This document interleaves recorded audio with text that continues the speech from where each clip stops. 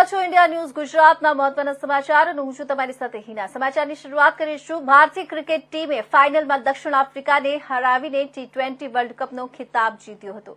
Team India ગુરુવારે જ બાર્બાડોસથી સ્વદેશ પરત ફરી હતી। દિલ્હી એરપોર્ટ પર ટીમ ઇન્ડિયાનું જોરદાર સ્વાગત કરવામાં આવ્યું। T20 વર્લ્ડ કપ જીતનાર ભારતીય ક્રિકેટ ટીમ ગુરુવારે વડાપ્રધાન નરેન્દ્ર મોદીને મળી હતી।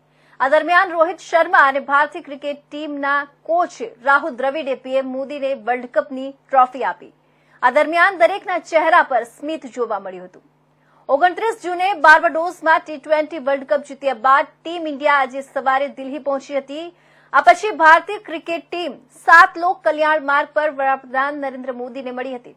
પીએમ મોદીએ એક પછી એક ખેલાડીઓ સાથે વાત કરી અને વર્લ્ડ કપમાં તેમના પ્રદર્શન માટે અભિનંદન આપ્યા। આ પહેલા પીએમ મોદીએ ફાઇનલ જીત્યા બાદ ટીમ ઇન્ડિયા સાથે ફોન પર વાત કરી હતી। આ દરમિયાન પીએમ મોદીએ વર્લ્ડ કપમાં રોહિત શર્માની કેપ્ટનશીપના વખાણ કર્યા હતા। પીએમ મોદીએ પણ ટ્વીટ કરીને વર્લ્ડ કપમાં બુમરાહની બોલિંગની પ્રશંસા કરી હતી। એટલું જ નહીં, પીએમએ આફ્રિકન ખેલાડી ડેવિડ મિલરનો શાનદાર કેચ લેવા પર સૂર્યકુમાર યાદવના વખાણ કર્યા હતા।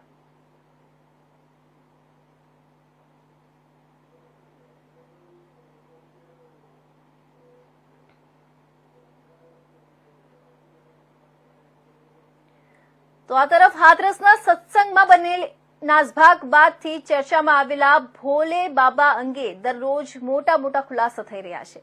બાબાના વકીલે કહ્યું હતું કે તેઓ ઘટના પહેલા જ ત્યાંથી નીકળી ગયા હતા, જો કે તેઓ ઘટના બાદ નીકળ્યા હોવાનો વિડીયો વાયરલ થયો છે। ગુરુવારે એક સીસીટીવી ફૂટેજ સામે આવ્યા છે, જેમાં બાબાના દાવાઓ પર આંગળી ચિંતાઈ રહી છે। આ વિડીયોમાં બાબાનું કાફલો જોતા જોવા મળી રહ્યું છે। એવું કહેવામાં આવી રહ્યું છે કે આ વિડીયો સત્સંગમાં મચેલી નાસભાગ બાદનો છે, જો કે આજુ વિડીયોની પુષ્ટિ થઈ નથી। વિડીયોમાં દેખાઈ રહ્યું છે કે પેટ્રોલ પંપની બહાર બાબાના સેવાદાર લાઇનમાં ઉભા છે અને ત્યારબાદ તેમનો કાફલો ત્યાંથી પસાર થઈ રહ્યો છે। આ કાફલો ભોલે બાબાનો હોવાનું કહેવાઈ રહ્યું છે।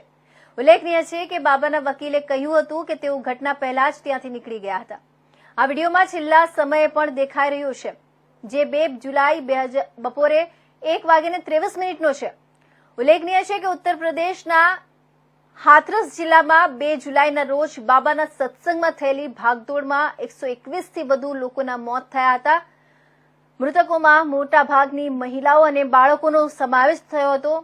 આ ઉપરાંત આ અકસ્માતમાં 150થી વધુ શ્રદ્ધાળુઓ ઘાયલ થયા છે। હોસ્પિટલમાં મૃતદેહો ખડકાયા હતા। આ સત્સંગનું આયોજન જિલ્લાના ફુલરાઈ ગામમાં કરવામાં આવ્યું હતું। આ ઘટના બાદ દેશભરમાં હોબાળો મચી ગયો છે। આ ઘટના આખરે કેમ થઈ એ વિશે સતત નવા ઘટસ્ફોટ થઈ રહ્યા છે। આ ઘટનામાં પોલીસે 17 લોકો સામે એફઆઈઆર નોંધીને તપાસ પણ શરૂ કરી છે, જ્યારે બાબા ભોલે ફરાર છે। ઉત્તર પ્રદેશના હાથરસમાં તેમના સત્સંગ દરમિયાન નાસભાગ મચી ગઈ। તે બાબાનું સાચું નામ સૂરજપાલ છે। પોતાના ઉત્તર પ્રદેશમાં તેમણે દાવો કર્યો છે કે પહેલા તે પોલીસ ઇન્ટેલિજન્સ વિભાગમાં કામ કરતા હતા, બાદમાં નોકરી છોડીને સત્સંગ કરવા લાગ્યા। પ્રચાર ક્ષેત્રે આવ્યા પછી સૂરજપાલે પોતાનું નામ બદલીને સાકર વિશ્વ હરી કરી દીધું હતું, જોકે લોકો તેમને ભોલે બાબા તરીકે પણ ઓળખે છે। પરંપરાગત કથાકારોથી વિપરીત ભોલે બાબા 3-પીસ સૂટમાં ઉપદેશ આપે છે। સત્સંગ દરમિયાન તેમની પત્ની પણ તેમની સાથે બેસે છે। तक की जानकारी आप लोगों से शेयर कर रहा हूँ, ठीक है। मैंने बताया विवेचना में अगर कोई चीज अगर जरूरत पड़ेगी तो पूछताछ की जाएगी, आवश्यकता पड़ेगी we will do in the course of investigation. It is too early to say और कमेंट कि जो है उनका रोल है कि नहीं है। एफआईआर के अंदर वो नेम्ड नहीं है। एफआईआर में रिस्पॉन्सिबिलिटी आयोजक की होती है। आयोजक की रिस्पॉन्सिबिलिटी फ्रेम करते हुए उनको नेम्ड किया गया। 1 लाख रुपए का रिवार्ड उनके ऊपर करा जा रहा है, उनका एमबीडब्ल्यू इशू कराया जा रहा है। जो उनके साथ ऑर्गेनाइजिंग कमेटी के अंदर थे, जो सेवादार थे, जिन्होंने भीड़ को वहां रोकने का प्रयास किया, जो वहां मौके से भाग गए, जिन्होंने पुलिस प्रशासन को सहयोग करने में किसी प्रकार की मदद नहीं की, उन लोगों का रोल डिसाइड करते हुए हम आगे प्रोसीड कर रहे हैं। और मैं बता दिया आपको। તો ડભોઈ તાલુકા નગરમાં આગામી સમયમાં 7 જુલાઈના રોજ જગન્નાથ ભગવાનની રથયાત્રાનું ભવ્ય આયોજન કરવામાં આવ્યું છે। ત્યારે ડભોઈ નગરમાં શાંતિ અને સલામતીને ધ્યાનમાં રાખી શાંતિ સમિતિની બેઠક ડીએસપી રોહન આનંદ તેમજ ધારાસભ્ય શૈલેષભાઈ મહેતાની અધ્યક્ષતામાં યોજવામાં આવી હતી. ડભોઈ નગરમાં આગામી 7મી જુલાઈ રથયાત્રા અને 17 તારીખે મુસ્લિમ બિરાદરોનો મોહરમનો તહેવાર આવતો હોય શાંતિ અને સલામતી નગરમાં જળવાઈ રહે તે હેતુ સાથે ડભોઈ તાલુકા સેવા સદન ખાતે શાંતિ સમિતિની બેઠક યોજવામાં આવી હતી. સાથે જ આગામી હિન્દુ મુસ્લિમ તહેવારોને ધ્યાનમાં રાખી પોલીસ વિભાગ, નગરપાલિકા, વીજ કંપની સહિત વિવિધ અધિકારીઓને તૈયારીના ભાગરૂપે આયોજન કરવા સૂચન કરવામાં આવ્યું હતું. આ પ્રસંગે પોલીસ વિભાગ, નગરપાલિકાના હોદ્દેદારો સહિત હિન્દુ મુસ્લિમ કોમના આગેવાનો હાજર રહ્યા હતા અને નગરમાં બંને તહેવારો શાંતિપૂર્ણ રીતે ઉજવાય તેવા સૂચનો બેઠકમાં કરવામાં આવ્યા હતા.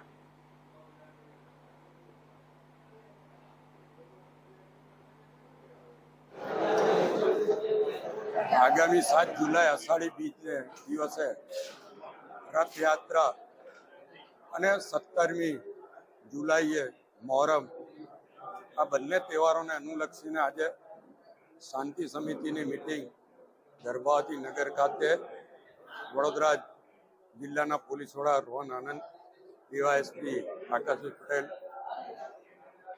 ડભોઈના પીઆઈ વાઘેલા સાહેબ, નગરપાલિકાના પ્રમુખ વિરેનભાઈ, જિલ્લાના મહામંત્રી ડોક્ટર બ્રહ્મભટ્ટ સાહેબ, કોંગ્રેસ અને ભાજપ બંનેના આગેવાનો, ચૂંટાયેલા સભ્યો, હિન્દુ અને મુસ્લિમ કોમના બંનેના આગેવાનો, સામાજિક કાર્યકરો સાથે આ મિટિંગનું આયોજન કરવામાં આવ્યું હતું. આગામી તહેવારો શાંતિપૂર્ણ રૂપે ઉજવાય, ભાઈચારાથી ઉજવાય, સ્વયંપૂર્ણ રીતે ઉજવાય. છેલ્લા 7 વર્ષથી નગરમાં કોઈ અનિચ્છનીય બનાવ બન્યો નથી. એ જ રીતે આ વખતે પણ કોઈ પણ બનાવ બન્યા વગર શાંતિથી બંને કોમના તહેવારો, બંને કોમના લોકો શાંતિથી અને ઉલ્લાસપૂર્વક ઉજવશે. અને જે ગર્ભાવતીની હવે ઓળખ બની છે અને સંસ્કારી નગરી તરીકેની ઓળખ છે, એ ઓળખને ફરી પ્રસ્થાપિત કરશે એવી તમામ આગેવાનોએ ખાતરી આપી છે. અને સાથે જ આ કાર્યક્રમ મિટિંગમાં 13 તુજકો અર્પણ, જે લોકોના મોબાઈલો ખોવાયા હતા એવા 5 મોબાઈલો જે તે માલિકને પરત કરવામાં આવ્યા છે. જે સોશિયલ મીડિયા દ્વારા જે ક્રાઇમ કરવામાં આવે છે, સાયબર ક્રાઇમ, એ અંગે પણ સમજ આપવામાં આવી છે.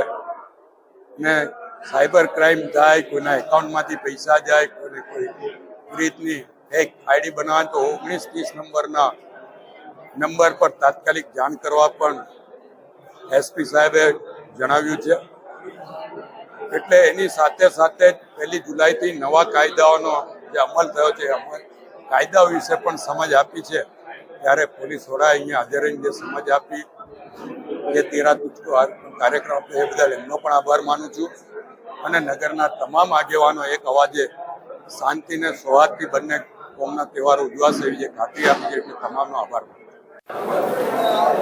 આજરોજ 3 જુલાઈ ડભોઈ સેવા સદન ખાતે આ શાંતિ સમિતિ મિટિંગ રાખવામાં આવેલ હતી, જેમાં ઘણા બધા લોકોને જો આવનાર રથયાત્રા અને મોહરમનો તહેવાર છે, આમાં શું સાવચેતી જાળવવાનું છે, આ બાબતનો માહિતગાર કરવામાં આવ્યા હતા. અને 13 તુજકો અર્પણ કાર્યક્રમ હેઠળ 5 લોકો જેનો મોબાઈલ ખોવાઈ ગયા હતા અને મોબાઈલ પાછળ પણ આવ્યા હતા. એમાં ઘણી બધી સંખ્યામાં લોકો જોડાયા હતા. અને આ સાથે 3 બાદ તમારી અને 3 બાદ તમારી એ પણ સરકારની યોજના છે, આ બાબતમાં માહિતગાર કરવામાં આવ્યા હતા. તો આ તરફ જોઈએ કે અમરેલી જિલ્લાના બાબરાના ખાખરિયા ગામની સીમ વિસ્તારમાં ઉભી મસમોટી પવનચક્કી ધરાશાયી થઈ હોવાની ઘટના સામે આવી છે. 2 થી 3 મહિના પહેલા અયાના કંપની દ્વારા પવનચક્કી ઉભી કરવામાં આવી હતી. આજે વહેલી સવારે ટ્રાયલ કરવા જતા પવનચક્કી ધરાશાયી થઈ હતી. આખી પવનચક્કી વચ્ચેથી બટકી કંપનીને કરોડો રૂપિયાની નુકસાની થઈ છે. મોટી જાનહાની ટળી મજૂર સહિત આજુબાજુ ખેતરો ધરાવતા ખેડૂતોનો ચમત્કારિક બચાવ થયો હતો. બાબરાના ગામડાઓમાં હજારોની સંખ્યામાં ઉભી કરવામાં આવી છે. મળતી વિગતો અનુસાર આજે વહેલી સવારે જ અમરેલી જિલ્લાના બાબરાના ખાખરિયા ગામે આવેલા પવનચક્કી અચાનક જ હાજર હશે તથા દોડધામ મચી જવા પામી હતી, જેમાં આજુબાજુમાં કે પવનચક્કીના નીચે કોઈ ન હોવાના કારણે મોટી દુર્ઘટના ટળી હતી.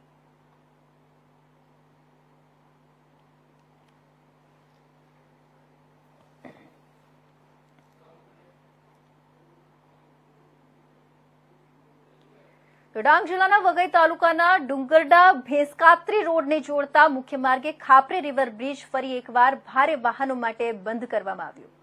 આ નદી ઉપરનો પુલ અગાઉ 1 વર્ષ પહેલા પણ જર્જરિત હોવાની જાહેરાત કરી ભારે વાહનોના અવરજવર માટે બંધ કરવામાં આવ્યો હતો, જેનું રિપેરિંગ કરીને તેને ખુલ્લો મુકાયા બાદ 1 જ વર્ષમાં ફરીવાર પુલ જર્જરિત હોવાનું જાહેર કરી તેના ઉપર ભારે વાહનના અવરજવર પર પ્રતિબંધ લગાવી દેવામાં આવ્યો. પુલ બંધ થતા હવે ભારે વાહનોએ વઘઈ, પિંપરી, કાલીબેલ, ભેંસકાત્રી રોડનો વૈકલ્પિક માર્ગ અપનાવતા વેપારીઓને નુકસાન વેઠવાનો વારો આવ્યો છે. છેલ્લા ઘણા વર્ષોથી બ્રિજ જર્જરિત હાલતમાં હોય, વહેલી તકે ત્યાં નવો બ્રિજ બને તેવી લોકો માંગ કરી રહ્યા છે.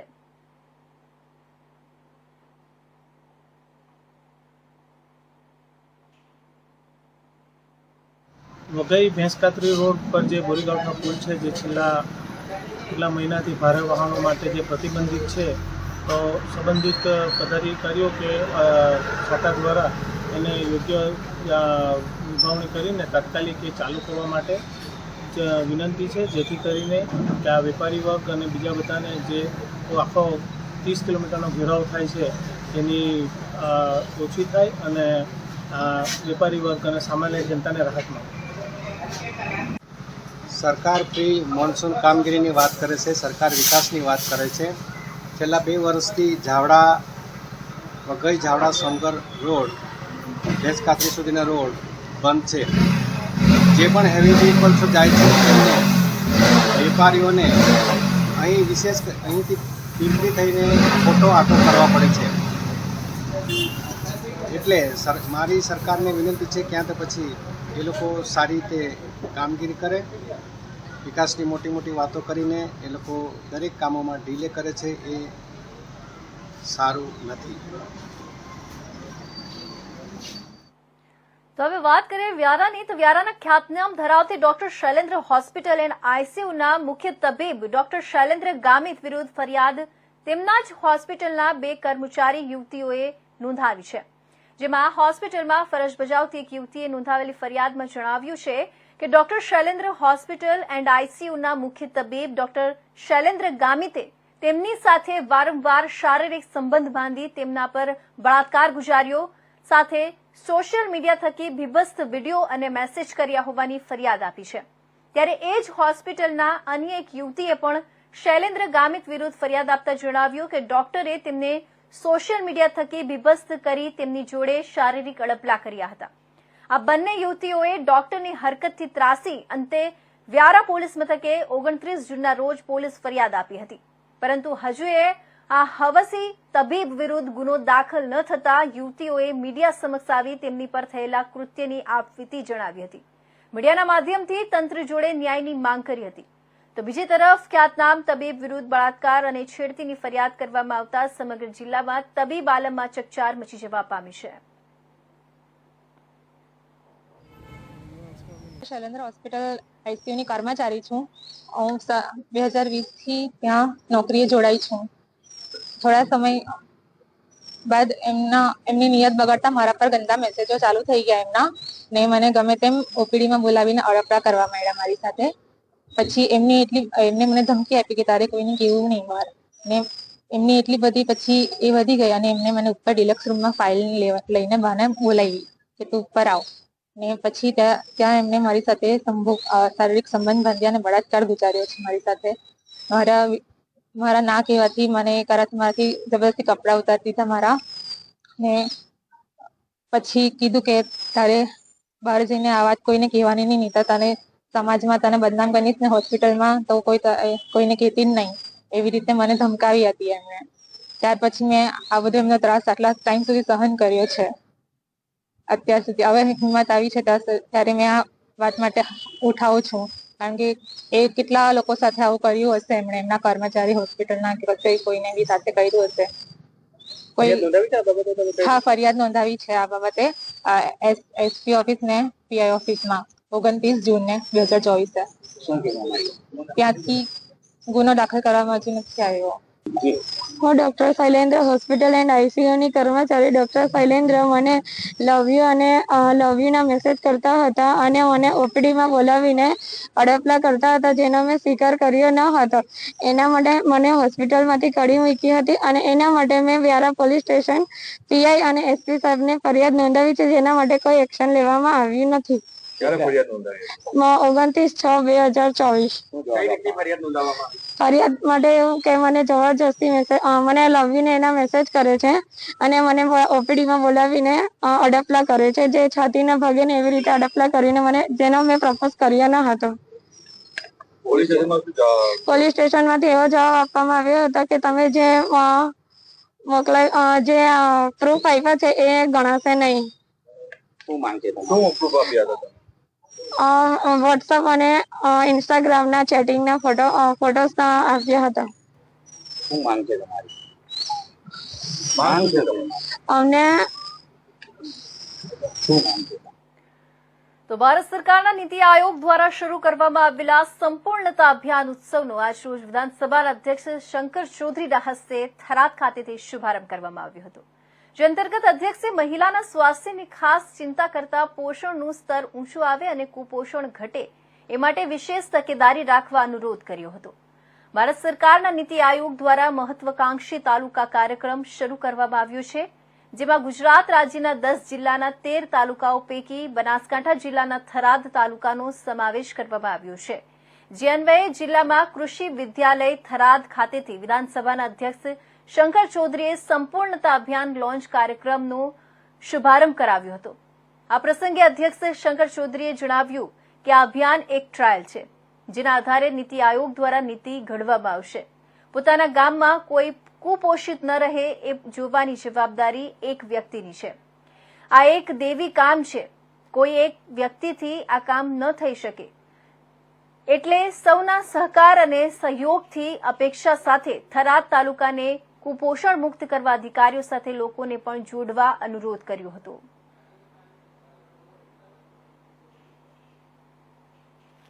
જે આપણે એસ્પિરેશનલ બ્લોક પ્રોગ્રામ જે ભારત સરકારના નીતિ આયોગ દ્વારા શરૂ કરવામાં આવેલ છે, એની અંદર સંપૂર્ણતા અભિયાન એટલે 6 અલગ અલગ પાસાઓ સિલેક્ટ કરવામાં આવ્યા છે, જેની અંદર આવનાર 3 મહિના સુધી સતત મહેનત કરીને સુધારો લાવવા માટે આખું તંત્ર જે છે આજથી કામે લાગવાનું છે. મુખ્યત્વે એની અંદર આરોગ્ય અને કૃષિ આ 2 ક્ષેત્રના પાસાઓ જે છે પસંદ કરવામાં આવ્યા છે. દાખલા તરીકે સગર્ભાઓનું નોંધણી બરાબર થાય, સગર્ભાઓની તપાસ બરાબર થાય, બાળ મૃત્યુ, શિશુ મૃત્યુ અને બાલ મરણ વગેરે ઘટે, માતા મરણ ઘટે અને પછી કુપોષણનું રેટ ઘટે અને સાથે સાથે સોઇલ હેલ્થ કાર્ડનું કામ થાય. તો મુખ્યત્વે આરોગ્ય અને કૃષિ આ 2 ક્ષેત્રને સિલેક્ટ કરીને લગભગ 6 જેટલા પાસાઓ પસંદ કરીને 3 મહિના સુધીનો એક સતત કાર્યક્રમ સર આજથી આપણે શરૂ થઈ રહ્યું છે અને આગળ વધીને કામ કરવું પડે. હું આખી ટીમને તમને અભિનંદન આપીશ, અરુણાબેન, આખી ટીમને તમારી. તમે ખૂબ સરસ કામ કરો છો બધા, આખી ટીમને. અહીંની બહેનોને કંઈ પણ મિશન તરીકે સોંપ્યું હોય તો એને તમે પૂરું કરો છો. અને કલેક્ટરશ્રી પણ જ્યારે વાત કરતા હોય, જિલ્લા વિકાસ અધિકારીશ્રી વાત કરે, અહીંયા પ્રાંત અધિકારી વાત કરે, તો બધા અહીંયા બહેનોની ટીમની બધા તારીફ કરતા હોય છે. પરંતુ તમે જો એક પરિણામ લાવી દો ને, આની અંદર કન્ટિન્યુટી જે ગેપ પડતી હોય, નાની પણ ગેપ હોય, ગેપને જો તમે ઠીક કરી દો ને, તો કેટલું મોટું એપ્રિસિએશન મળશે આખા જિલ્લાને. અને આમાંથી શીખીને માત્ર ગુજરાત રાજ્ય નહીં, દેશની અંદર પણ બાકીના લોકો એક મોડલ રૂપ આ તાલુકો બને કે ભાઈ અહીંયા થરાદમાં થઈ શક્યું છે તો આખા હિન્દુસ્તાનની અંદર પણ કુપોષણમાંથી મુક્ત કરી શકાય. આ માટેનું મિશન તમને મળ્યું છે. તો બાકી લોકો આમાંથી શીખીને આગળ વધશે અને બીજા લોકો માટે સરકાર આના માટેની પછી યોજના આખી બનાવશે. રાજ્ય સરકાર, કેન્દ્ર સરકાર બંને આમાંથી શીખે છે, જુએ છે. તમારો ટ્રાયલ છે, આ ટ્રાયલમાંથી નીતિ આયોગમાંથી પણ આવ્યા છે બધા, જે પોલિસી નિર્ધારણ કરે છે. તો અહીંથી તમારો અનુભવ ત્યાં પહોંચે, ત્યાંથી પછી આગળ વધારી શકાય. થરાદ વિસ્તારની અંદર, થરાદ તાલુકાને જે રાજ્ય સરકારે આ પ્રમાણે પસંદ કર્યો છે, કલેક્ટર એનું લીડ રહી રહ્યા છે, મોનિટરિંગ પણ સતત થઈ રહ્યું છે. પરંતુ બધા એક એક વ્યક્તિ જેટલા રસ કલેક્ટરશ્રીને છે એટલો જ રસ તમને હોવો જોઈએ, એક એક કર્મચારીને હોવો જોઈએ, તો થઈ શકે. એક વ્યક્તિ કશું ના કરી શકે.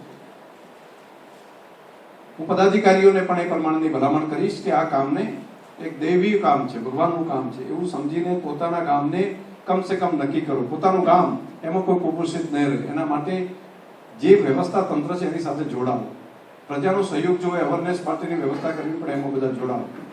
આજના તબક્કે હું તમામ અધિકારી કર્મચારી મિત્રોને હૃદયથી ખૂબ ખૂબ શુભકામનાઓ પાઠવું છું, અભિનંદન પણ આપું છું કે આ કામની અંદર આપણને સૌને સફળતા મળશે. ખૂબ શુભકામનાઓ. તો આ તરફ આગળ વાત કરીએ, દેશના અનેક વિસ્તારોમાં જ્યારે ચોમાસાની વિધિવત શરૂઆત તો થઈ ગઈ છે, પરંતુ સાથે સાથે હવે અનેક વિસ્તારો તો જાણે જળમગ્ન બન્યા છે. ભારે પવનની સંભાવનાને કારણે દેશભરમાં કેટલાક વિસ્તારોમાં હાઈ એલર્ટ જાહેર કરવામાં આવ્યું છે. ભારતીય હવામાન વિભાગે ભારે વરસાદની આગાહી કરી છે અને ગુજરાત માટે રેડ એલર્ટ જાહેર કર્યું છે. આ સિવાય હવામાન વિભાગે ઉત્તરાખંડ, પંજાબ, હરિયાણા, દિલ્હી, પશ્ચિમ બંગાળ, સિક્કિમ, બિહાર, અરુણાચલ પ્રદેશ, આસામ, મેઘાલય, નાગાલેન્ડ, મણિપુર, મિઝોરમ, ત્રિપુરા, મહારાષ્ટ્ર અને મધ્યપ્રદેશમાં વરસાદ માટે ઓરેન્જ એલર્ટ જાહેર કર્યું છે. હવામાન એજન્સીએ ઉત્તર પશ્ચિમ રાજ્યોમાં વરસાદની આગાહી કરી છે, જેના કારણે જમ્મુ કાશ્મીરમાં આગામી 3 દિવસમાં ભારે વરસાદની સંભાવના છે. તેમજ હિમાચલ પ્રદેશ, પંજાબ, હરિયાણા, દિલ્હી, ઉત્તર પ્રદેશ, રાજસ્થાનમાં 6 જુલાઈ સુધી ભારે વરસાદની સંભાવના છે. દેશની રાજધાની દિલ્હીના હવામાનની વાત કરીએ તો આઈએમડીના તમામ દાવાઓ અહીં નિષ્ફળ જતા જણાયા છે.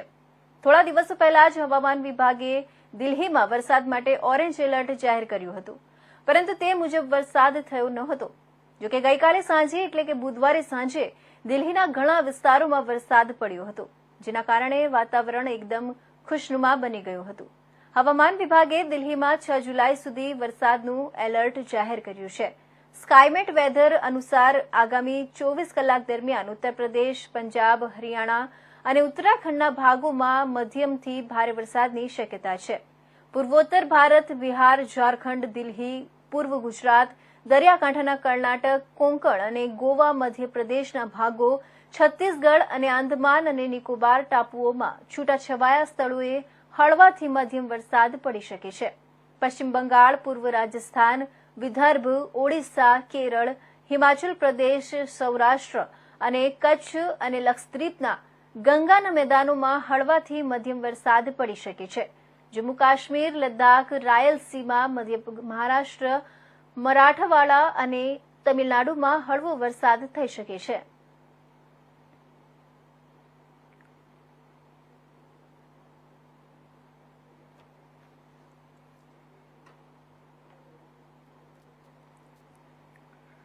તો બનાસકાંઠા જિલ્લાના દાંતામાં 8 ઇંચ વરસાદ થયો છે, તેમજ પાલનપુર અને વડગામમાં 2 કલાકમાં 2 ઇંચ જેટલો વરસાદ ખાબકતા નીચાણવાળા વિસ્તારોમાં પાણી ભરાઈ ગયા હતા.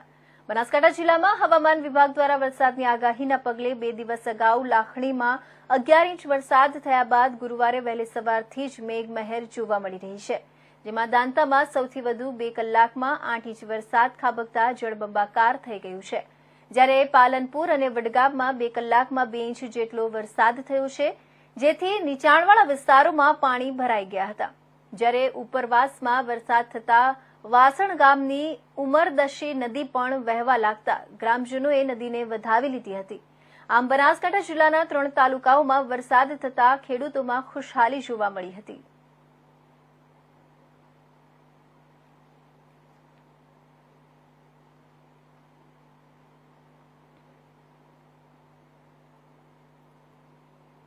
દક્ષિણ ગુજરાત સહિત સુરત જિલ્લામાં છેલ્લા 3-4 દિવસથી સાર્વત્રિક વરસાદ વરસ્યો હતો. જો કે 2 દિવસથી વરસાદે વિરામ લીધો હતો, જેને લઈ લોકોએ હાશકારો અનુભવ્યો હતો.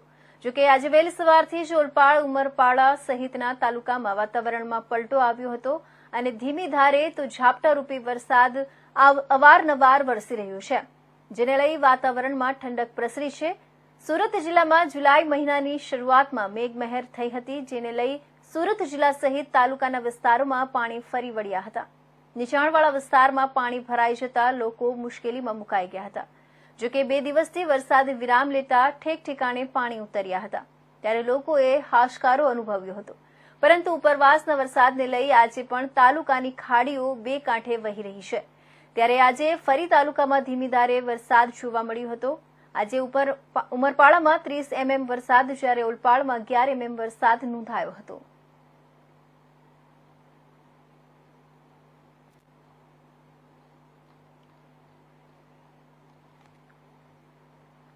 તો આજના મહત્વના સમાચારમાં બસ આટલું જ. ફરી મળીશું નવા સમાચાર સાથે. ત્યાં સુધી જોતા રહેશો ઇન્ડિયા ન્યૂઝ ગુજરાત.